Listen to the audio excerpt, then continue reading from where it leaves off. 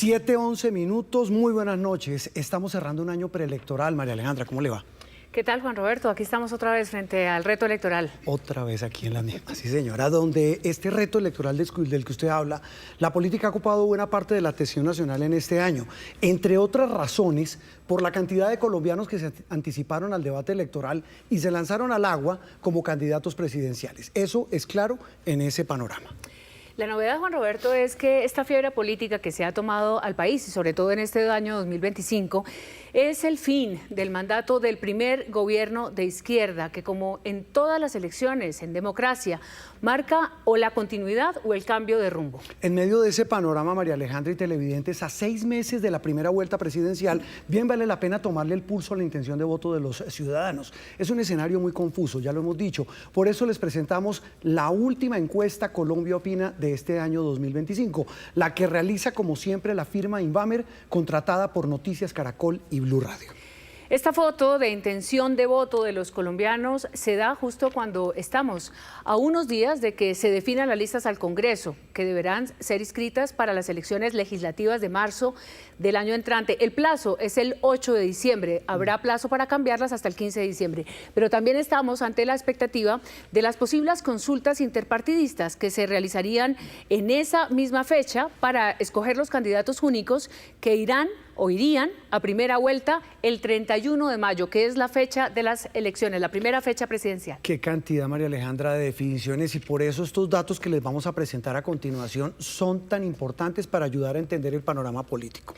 Y la buena noticia, en medio de todo este, Juan Roberto, y por eso tan importante los datos que vamos a presentar hoy, es que los colombianos tienen la última palabra, que hay un sistema electoral sólido. Y lo más importante es que en medio de esta tensión donde se habla de la crisis de la democracia, de la polarización en todo el mundo, aquí en Colombia estamos en un proceso democrático activo, vivo, la democracia está demostrando que está vigente y por eso este es el proceso al que vamos a enfrentarnos en el año 2026. Sí, señora, estamos de camino a la cita más importante de nuestra democracia y por eso les presentamos Colombia Opina. Saludo a Martín Orozco, es el gerente de la firma Invamer que realiza esta encuesta. Don Martín, ¿cómo le va? Juan Roberto, buenas noches. ¿Hace cuánto estamos de socios? Uy, ya, pues yo llevo 12 años en Invamer, o sea que desde ese momento, porque eso viene incluso de atrás. Por lo menos 15 años. Sí. Martín, esta encuesta, para claridad de los televidentes, hay que decirla, es la primera que se hace de intención de voto de Invamer para Noticias Caracol y Blue Radio con la nueva ley. Sí. ¿Eso qué implicó?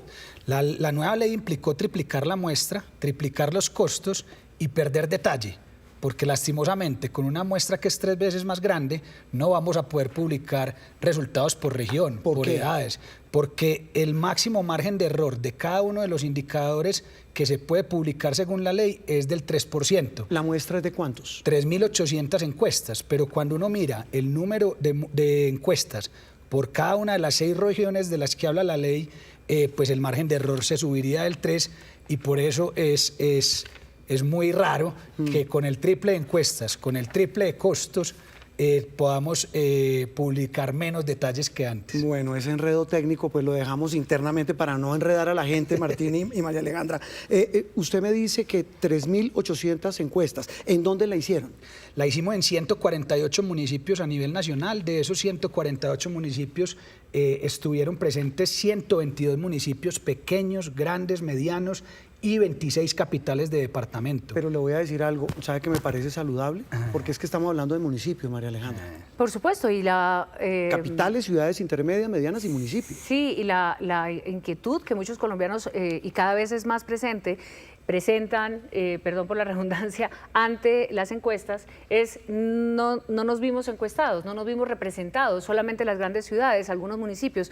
Esta ampliación de la muestra, si bien no solamente tiene beneficios para eso, pues será un reflejo de un país mucho más grande y de una nación, que es a veces lo que hace falta en ese concepto. Bueno, arranquemos entonces, Martín. Hicimos una escogencia de cuántos candidatos para esta muestra, es que estamos hablando de casi 100, ¿no? Sí, nosotros logramos incluir 30 candidatos o precandidatos, pero de todas formas en la pregunta dejamos la opción o la posibilidad de que la encuestada dijera otro cuál, en caso de que alguno de los nombres no estuvieran ahí representados. Arranquemos. Entonces es totalmente incluyente. Bueno, arranquemos entonces con el primer pantallazo de quién lidera, quiénes lideran y quiénes siguen en esta encuesta de intención de voto. Bueno, en primer lugar, Iván Cepeda con 31.9%. Usted me excusa un segundo, la pregunta sería, si las sí. elecciones a la presidencia se realizaran el próximo domingo, ¿por cuál candidato votaría usted?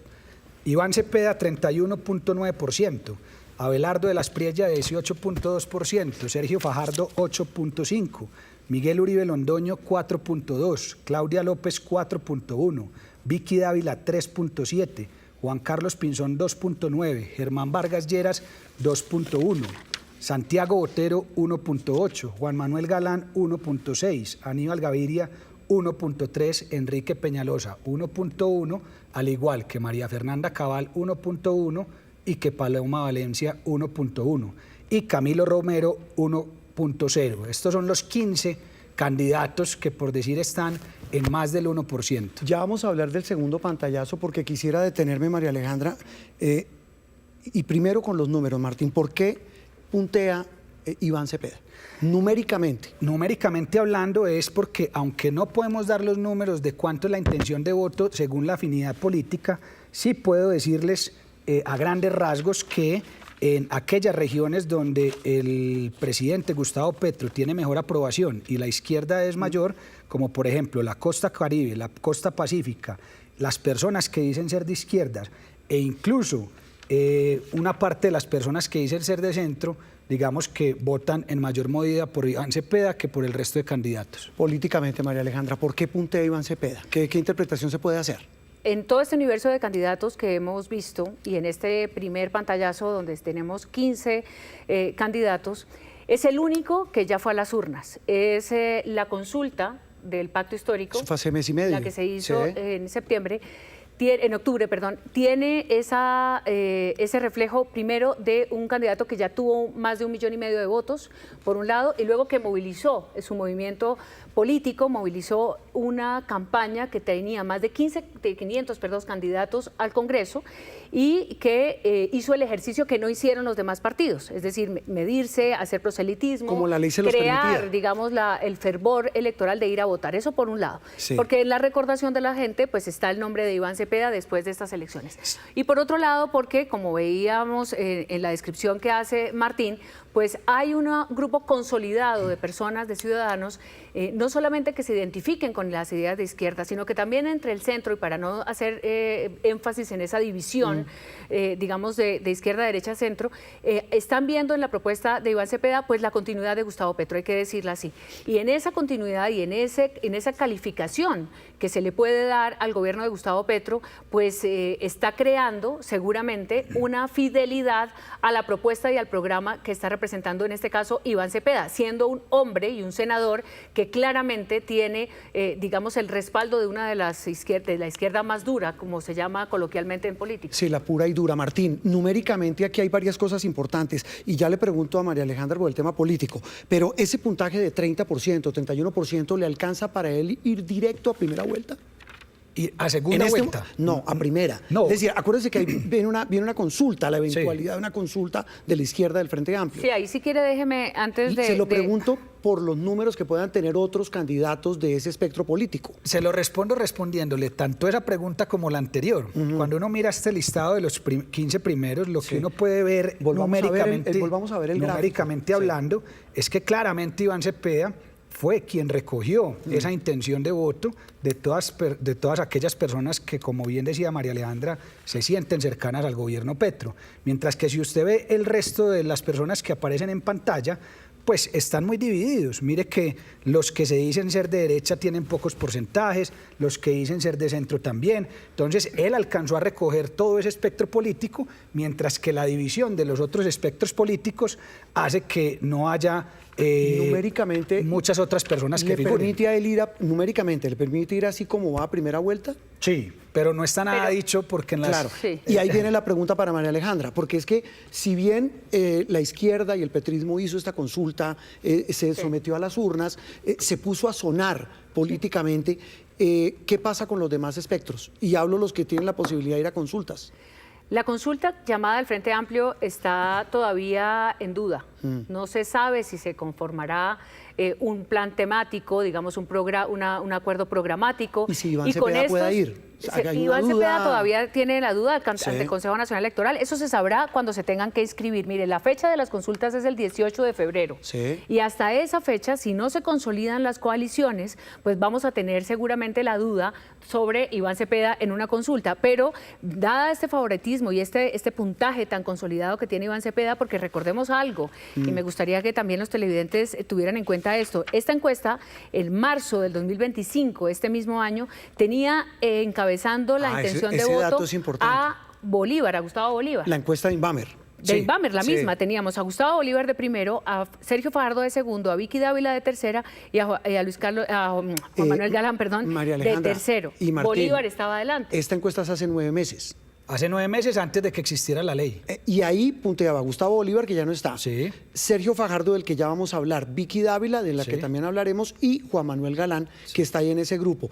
Ahí viene la siguiente. Pero se depuraron. Claro, ya se Gustavo depuró. no está, los otros no están, y Bolívar no está, y entonces ahí Él es el Cepeda resultado, el número de Iván Cepeda, para cerrar el análisis de Iván Cepeda, es el resultado de que ya se consolidó ese espectro político. Se consolidó como la continuidad de Gustavo Petro, porque le voy a dar un dato que lo aclara totalmente. Él tiene 31.9% hoy en día de intención de voto, y la segunda persona que más tiene en su mismo espectro político es Camilo Romero con el 1%. Ah, no, eso ya está Entonces, más que definido. Los números hablan Digo, más que por sí definido, solos, al menos por este en ese número. espectro político. Bueno, pero falta mucho. 7:23, eso le iba a decir yo. Y falta mucho, estamos a 6 meses, María Alejandra y televidentes. Hablemos del segundo, de Abelardo de la Espriella, el outsider, el abogado, el hombre de las redes sociales, el hombre de los eventos multitudinarios.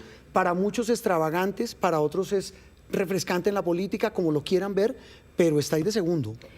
Bueno, Abelardo de la Espriella acaba de, digamos, viene de ponerse de moda, por llamarlo de alguna manera coloquial, primero por su lanzamiento, segundo por su gran inversión económica en las redes sociales y representa esa emocionalidad que lleva, digamos, al discurso provocador, al discurso fuerte, a las propuestas que no dejan de ser llamativas y escandalosas en algunos sentidos, y coincide eso con la estrategia del algoritmo y con la estrategia, digamos, emocionalmente la que muchas personas critican a Gustavo Petro, quieren el final de este mandato para ganarse pues la candidatura de la derecha.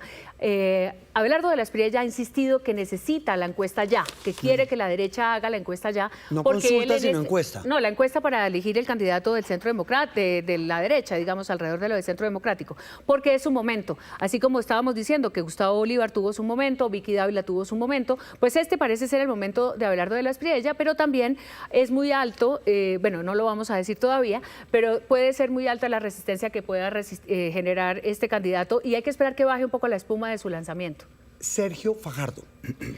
Sergio Fajardo permanece desde las primeras mediciones en este proceso electoral, ha estado en los primeros lugares, en el segundo lugar, bueno, en este caso aparece en el tercer lugar, y tiene el gran reto, Sergio Fajardo, justamente en un panorama que está mostrando una eventual polarización, y digo eventual porque aquí todavía realmente falta mucho por decantarse. En esas consultas eventuales de marzo, por ejemplo, uno podría decir, si hay consulta y Cepeda va a consulta, ¿ganará? Si hay consulta y de la Espriella va a consulta, ganará. Si hay consulta y Fajardo participa de la consulta, ¿será realmente el ganador? Por tanto, el panorama está por definirse y Sergio Fajardo podría tener de dónde ganar, porque obviamente si usted suma entre la derecha y las personas de centro, en lo que vemos nosotros en la interna de la encuesta de quienes se manifiestan más por el centro, todavía tendría mucho espacio para consolidarse. Sí, quisiera ver, Martín, María Alejandra y televidente, 7:25 minutos, nos faltó el segundo pantallazo. Sí. Y que alguien dirá, marcan poquito, pero vale la pena verlo por el análisis que está haciendo María Alejandra. Ese es el segundo pantallazo. Es decir, los siguientes 15, y está Luis Gilberto Murillo, Luis Carlos Reyes, Carlos Caicedo, Efraín Cepeda, Paola Holguín, Roy Barreras, David Luna, Mauricio Cárdenas, Juan Daniel Oviedo, Mauricio Armitage, Felipe Córdoba, digamos, con más del 0.5% y con menos del 1%. ¿Cómo explica uno que...? Y más adelante, más atrás, perdón, está Mauricio Gómez Amín, Mauricio Liscano, Daniel Palacios y Juan Fernando Cristo. María Alejandra, y bueno, Martín también, pero arranco con María Alejandra. ¿Qué dice que 22 personas, muchas de ellas exministros, exgobernadores, senadores, 22 de estos 30 que medimos, Martín me corregirá, marcan menos de 2%? ¿Qué le dice a usted, María Alejandra? Pues hay dos miradas que durante todo este recorrido en la que estos candidatos han hablado y han presentado sus propuestas y se han de alguna manera dado la pela, ¿no? Algunos absolutamente, pues digamos, fuera del espectro político. Significa que las candidaturas se convirtieron en un camino para protagonizar un poco el escenario del debate nacional y por tanto sonar, estar vigentes, creer, digamos, que sus voces puedan eventualmente hacer parte o del Senado o del Congreso o de un eventual gobierno, pero también significa la falta de representatividad. Juan Roberto, la gente pareciera que no se siente representada por un gran líder o por un grupo importante de líderes. Esta cantidad, esta dispersión del voto o esta dispersión de la intención de voto significa que ninguno tiene, logra captar, digamos, lo que ya se está empezando a ver en los primeros lugares. Sí. Y también, pues, que la distancia de los ciudadanos con los políticos es muy marcada y en algún caso puede ser también un castigo de esos políticos. Martín, lo veo con calculadora en mano. Sí, señor. Que de 22 de 30 marquen menos de 2%. Sí. Numéricamente, ¿qué les dice a esas campañas? Pues mire, hacia el futuro. Si uno toma los primeros 8, es decir, hasta Germán Vargas Lleras, que son aquellos que marcan 2 o más. Vamos a ver el primer pantallazo de los primeros 15. Como usted bien dice, hay 22 personas que marcan menos del 2%. Sí. Es decir, hay 8 que marcan más del 2%. Sí. Sí. Esos 8 significan el 75.6% de la intención de voto. Sí. Entonces, voy a pedirle a sí. producción que nos muestre ese primer gráfico, el Sí. primer pantallazo. Eso. Usted me dice que hasta el número 8... que es Vargas Lleras, Sí. tienen más del 2%, Sí, ¿cierto? sí. Esas 8 personas representan casi el 76% Sí. del total de la intención de voto. Quiere decir que hay 22 que en realidad tienen menos del 2% Sí. y que uno dice, pues claro, ante una dispersión de candidatos de ese estilo, es natural que el único candidato que en realidad ha logrado tomar su espectro político sea el que va punteando, es decir, Iván Cepeda. Porque en la medida que esto se filtre un poco, seguramente habrán un listado de candidatos favoritos de 5 o 6 personas. María Alejandra, esos números, y en números, pero también en política, lo que usted planteaba en ese panorama, ¿qué decirles a esos que marcan menos de 2? Bueno, la campaña va a continuar con mucha fuerza hasta febrero. Sí. Es decir, en el camino tenemos una primera fecha, como lo dijimos al comienzo, que es el 8 de diciembre, donde se cierran o se inscriben las listas al Congreso. ¿Cuántos de ellos irán al Senado o a la Cámara? Digamos, ¿cuántos irán a pasar al Legislativo o a aspirar al Legislativo? Se verá. Otros seguramente abandonarán la carrera en función también de que se definan las consultas. Y en esas consultas, pues vamos a pasar, por decir algo, de estos 30 a unos 12. Muchos de estos muchos de estos pueden terminar en candidaturas al Congreso. Sí, y algunos están calentándose también para ser candidatos a las alcaldías. Del siguiente periodo. Roberto, Sí, déjeme le hago una señor. última cuñita de estos Sí, para primeros irnos 30. a la pausa. Listo. Solo hay 3 candidatos, Iván Cepeda, Abelardo de las Priella y Sergio Fajardo, que superan el voto en blanco, que es 4.5%. 7:30 minutos. Después de la pausa, vamos a hacer nuestra primera pausa comercial, vamos a contar ese escenario, cómo les va a estos 3 punteros, también escenarios de segundas vueltas, María Alejandra, y también la aprobación del presidente de la República. Una pausa y regresamos con más datos de la encuesta Invamer para Noticias Caracol y Blue Radio.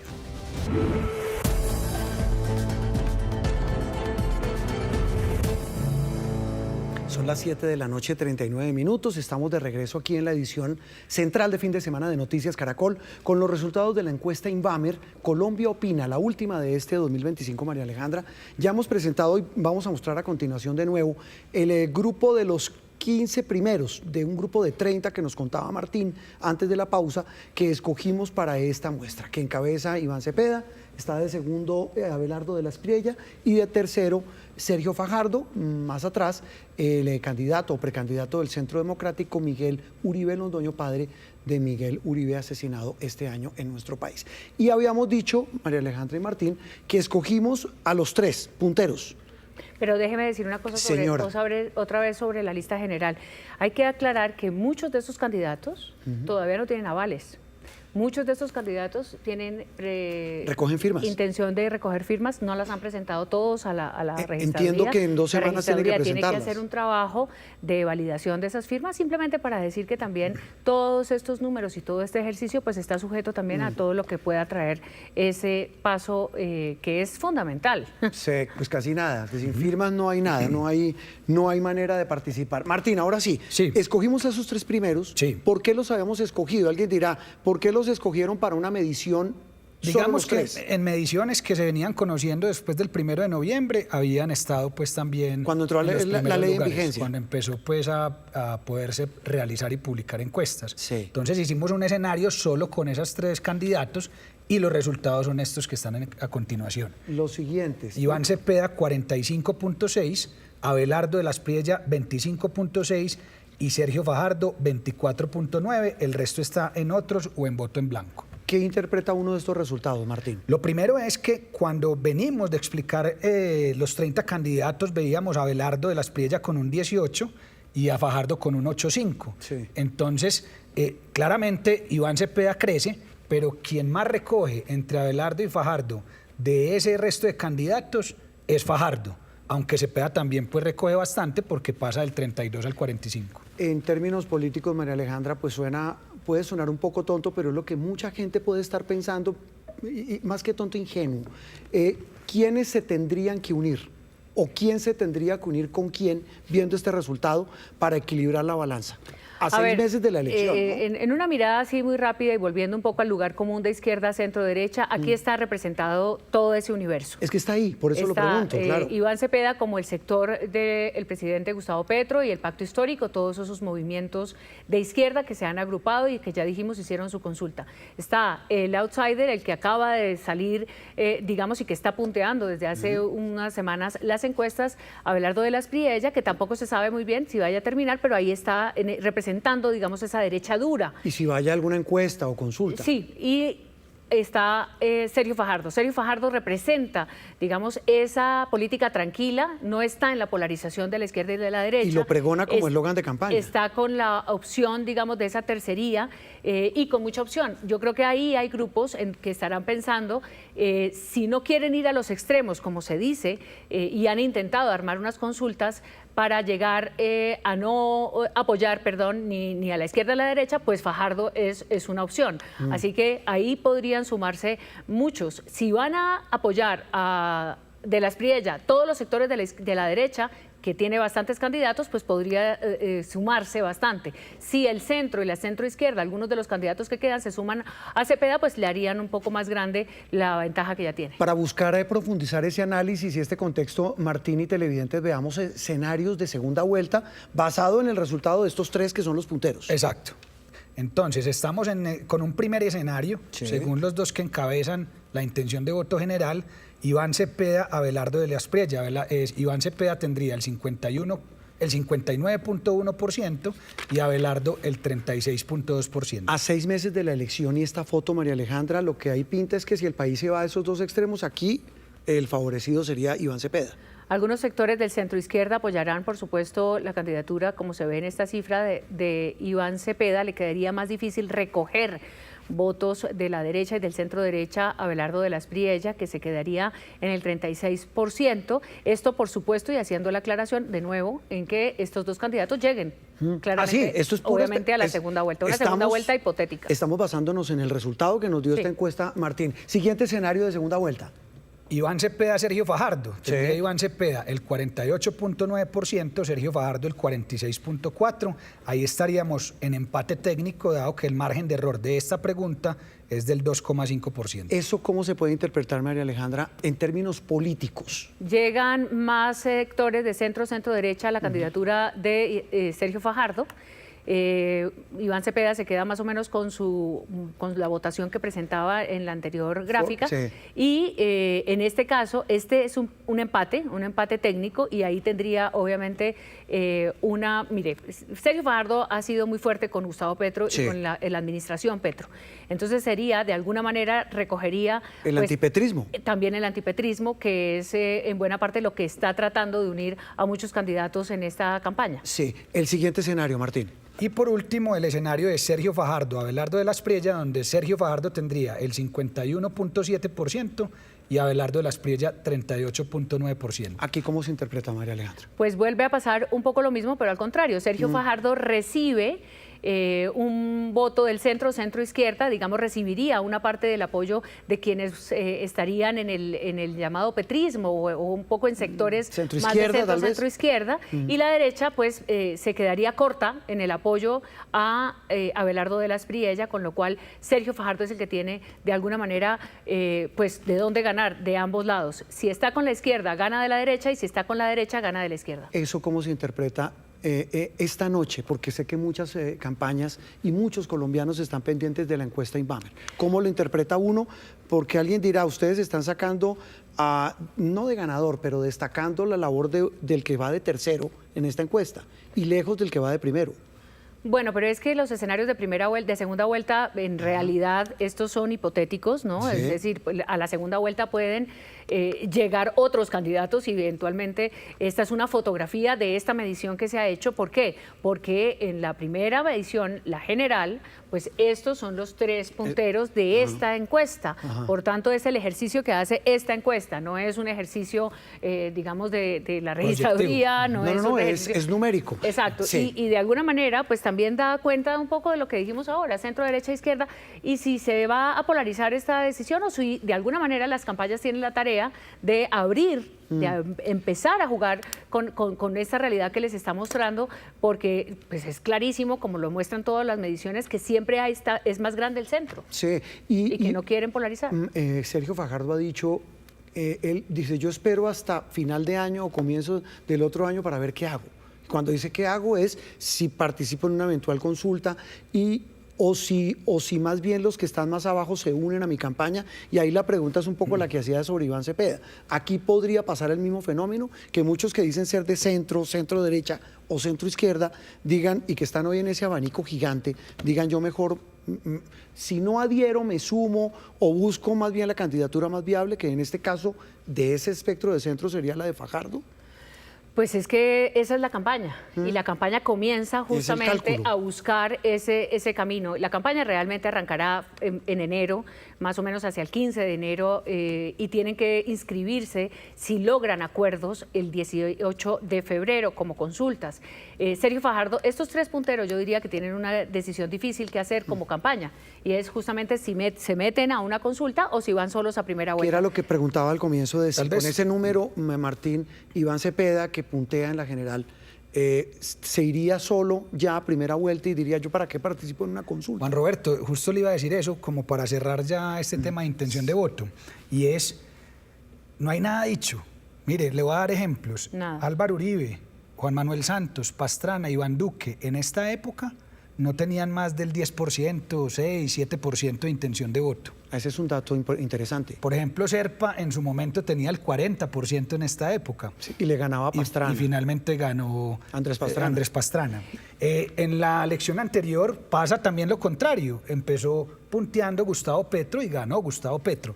Lo que quiero decirle con eso es que en esta época y en cualquier elección, cualquier cosa puede pasar, incluso hasta el último día. Exactamente. Y por tanto van a marcar mucho las emociones, Juan Roberto. El voto va a ser emocional, la exacerbación de las emociones cuando se plantean como un movilizador del voto. Sin duda. Y esa emoción quizá, la emoción final, la que va a llevar al ciudadano a las urnas, quizá todavía no esté definida. Sí, y no se sabe qué tipo de emoción, que ya lo veremos más adelante y en las próximas emisiones. 7:49 minutos. Una novedad, hicimos una pregunta sobre por quién nunca usted votaría. Sí. ¿Por qué la hicimos? Y claro, nosotros cuadramos el cuestionario juntos. Sí, sí, pero no. cuando digo por qué la hicimos, numéricamente, ¿qué puede medir? Lo que mide es quién genera más rechazo, ¿cierto? Sí. Y en este caso, el primer lugar lo tiene Iván Cepeda, 23.9%, porque es natural que el antipetrismo, o gran parte del antipetrismo, diga yo nunca votaría por él. Sí. Vicky Dávila el 12.6%, María Fernanda Cabal el 12.3%, Abelardo el 12.2%, y ahí para adelante ya generan menos rechazo de otras personas. Y mire, Martín, mire, María Alejandra, que de los cuatro primeros tres, esos cuatro representan ese espectro, los espectros políticos de los extremos.